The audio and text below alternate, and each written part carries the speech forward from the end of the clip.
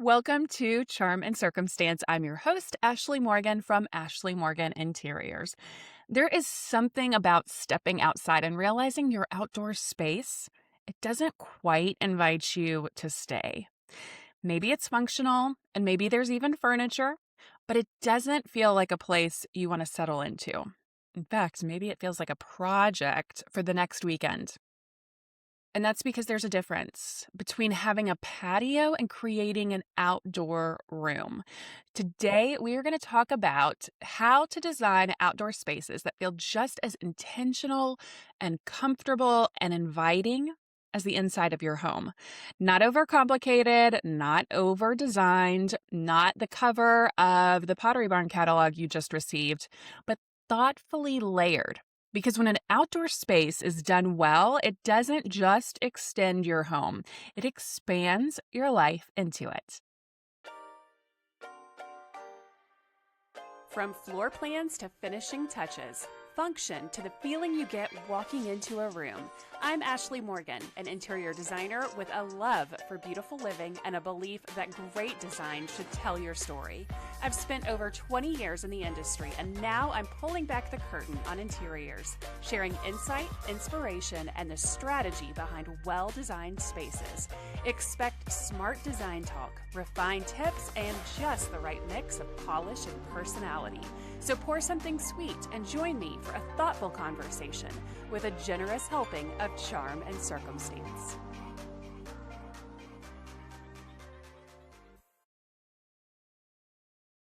The first step in creating an outdoor room instead of just having a patio is going to be shifting your mindset. A patio is often treated like a leftover space, a place where furniture gets placed, but not really designed. An outdoor room is different. It has purpose, it has structure, it has a feeling. Even without walls, you can still create the sense of a room through layout, through materials, through intention. And once you start thinking of it that way, every decision becomes more cohesive.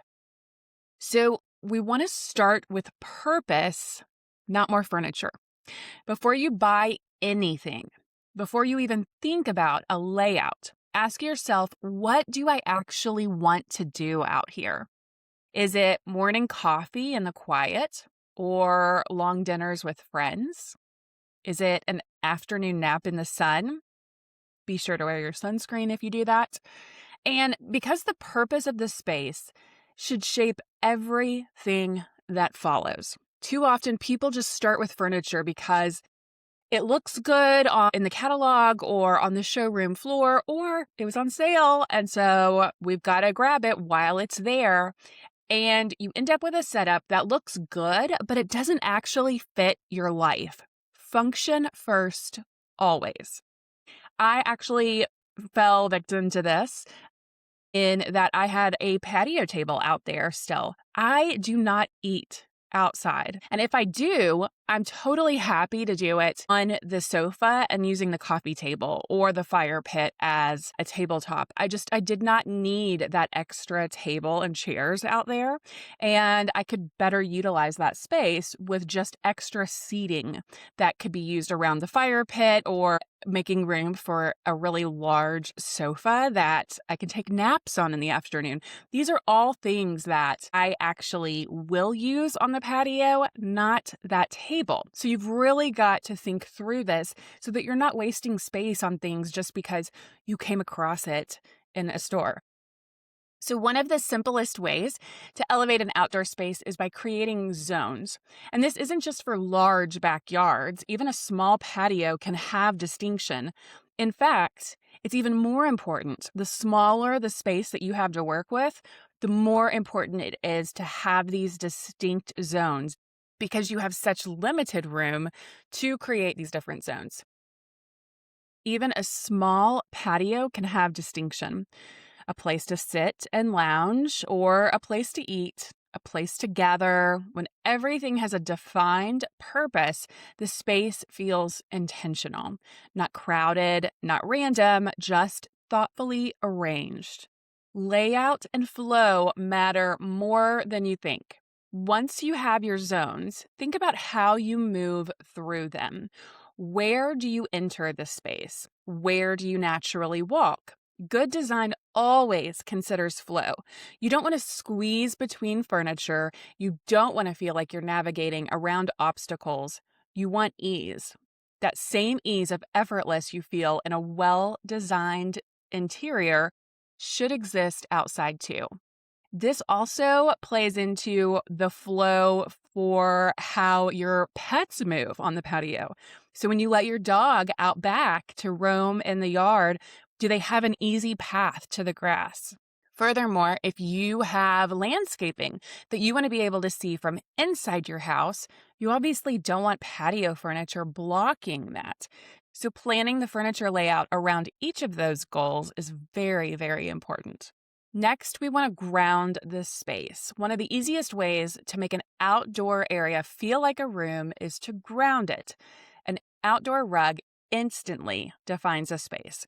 It anchors the furniture, it creates visual boundaries, and beyond rugs, even materials, so stone, wood, or gravel, all of these elements help establish this is where the space begins. Without walls, grounding becomes everything. This can even be utilized in a fire pit that's maybe further removed from the house and it's not, right there on the back patio. And having a hard surface material around that area where the chairs can sit, that defines the space and makes it that much cozier. Regarding outdoor rugs, and I will get a little more into textiles in our next episode, I believe. But there are different, of course, qualities of outdoor rugs. Typically, these outdoor rugs are made with plastics and olefin and very synthetic, very cheap materials. And that's not to say that that's always the bad choice by any means, because you've got to determine what the elements are that are hitting that area rug. So is your space completely covered? Does rain directly hit the rug? Is it going to sit there soaking wet? Or does the sunlight directly hit your rug all day? Is it getting like southern light?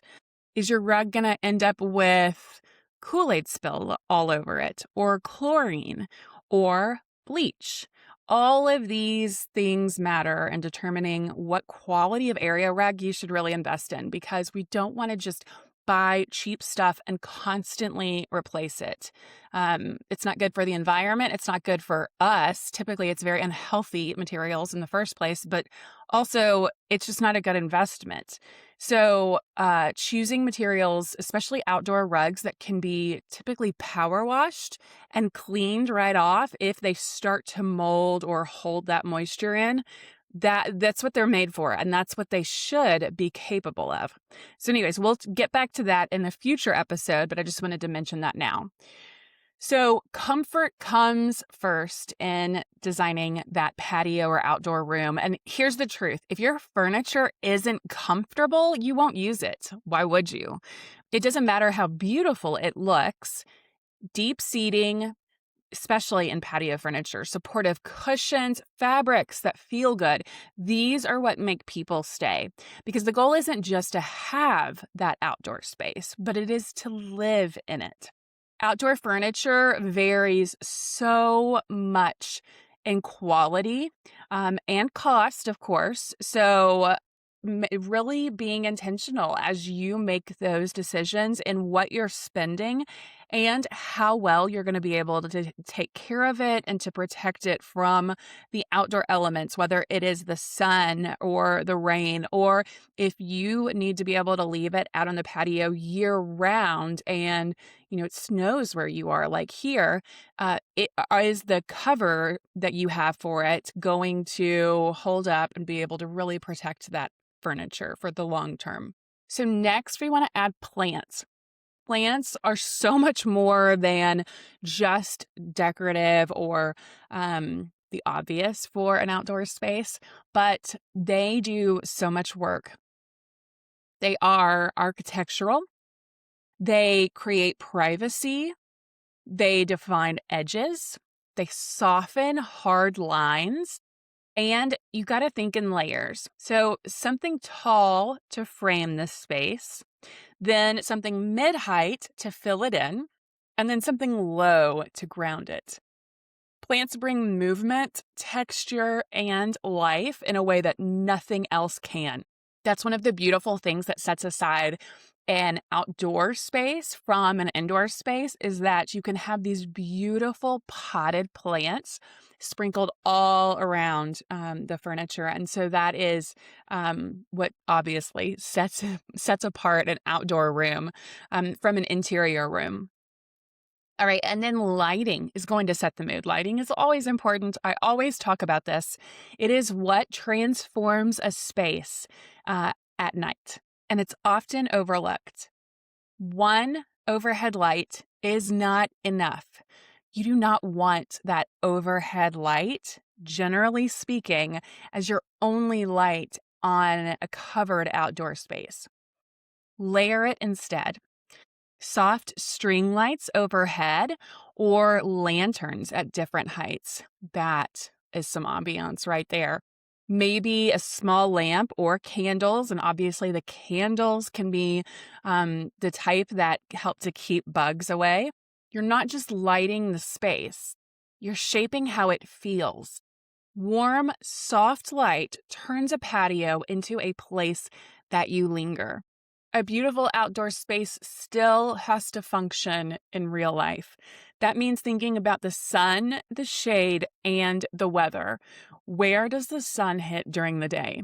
Do you need an umbrella or a pergola? Is there a way to make the space usable in cooler months? The more adaptable your space is, the more often you'll use it. For example, my patio is uncovered and it's on the north side of the house. So it actually basically is shaded by the house for all but maybe 2 hours in the morning. And then it gets a little bit of the evening light. So I have to power wash the patio so often, or it turns into a mess. And I have to make sure that the furniture is totally covered anytime there is a chance of rain. And I invested in quality covers so that the furniture can be well taken care of and last me quite a while. Okay, so here's a really valuable point that I think is so often overlooked: keeping a cohesive palette. We tend to collect things for the outdoor space through the years. And maybe as, we come across a new cute pillow that we love or new cushions, or we change the color palette and get a new umbrella every season. And so it just ends up being like this hodgepodge of designs and color palette and all the things. When it is very valuable to have that space be color cohesive to the interior space that it is coming from, so that it looks like it's just another interior room and they all flow together. Outdoor space shouldn't feel disconnected from your home. It should feel like a continuation. That doesn't mean everything has to match, but it should relate. Similar tones, complementary materials, a shared color palette, that visual connection is what makes that transition feel seamless. So if you've got a lot of blues and greens in your home, then carry that on outside. Now, styling without overdoing it is also a very important factor in creating outdoor rooms. There's a lot of investment and marketing across the board to get us to purchase more and more and more for these outdoor spaces. Just because it exists doesn't mean we need it or should add it to that outdoor space. It doesn't mean it benefits this space in any way. Styling outdoors is the exact same as styling indoors. It's about balance, a few pillows, a tray, maybe one or two thoughtful objects, but not every surface needs something. Let the space breathe, because restraint is what makes a space feel elevated instead of cluttered. The best outdoor spaces aren't just visual, they engage your senses. The sound of water, the movement of plants in the breeze, even subtle background music. These details are quiet but powerful. They shape the atmosphere in ways you don't always notice, but you would always feel. And we use these outdoor spaces to be those tranquil, peaceful, recharging spaces for our homes. So why not add these elements that are known to be calming, like water or plants, all of these pieces that are so vital to our rest and relaxation. Practicality matters. A space only works if it works for your life. Where did the cushions go when it rains, or how can you protect them? Is there a place to store things easily? Storage doesn't have to be obvious. It can actually be built into benches or hidden in boxes, but it should exist because ease is part of good design.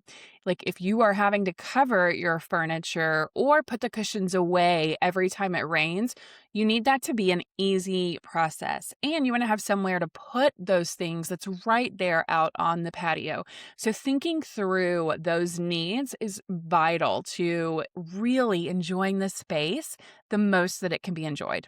It's easy to design a space for guests, but don't forget to design it for yourself. The best outdoor spaces work for both. Flexible seating, layouts that can shift, because the space that you use every day shouldn't feel like it's waiting for an occasion. And finally, how you enter the space really matters. That transition from indoors to outdoors should feel intentional. A doorway, a path, even a subtle shift in materials, something that signals you're arriving somewhere. Because when that moment is well designed, your space doesn't just exist, it welcomes you in. So that can be a path that you lay out in pavers. It can be special lighting, like sconce lighting, or a tabletop with a sectional wrapped around it and cozy, inviting pillows. It can be a number of things, but you just want it to be warm and cozy. You don't want the things that would otherwise be hidden. Trash cans, storage for yard tools, things like that. That really doesn't need to be visible right when you walk into this space that's supposed to make you feel relaxed and at peace. Designing an outdoor room isn't about adding more, just like interior design. It's about being intentional, creating purpose, layering comfort, light, and texture, so that when you step outside, you're not just passing through, you stay. I'll see you in the next episode, friends. Thanks for joining me on Charm and Circumstance. Be sure to subscribe, leave a review, and follow along on Instagram, because charm is personal and circumstance is what you make of it.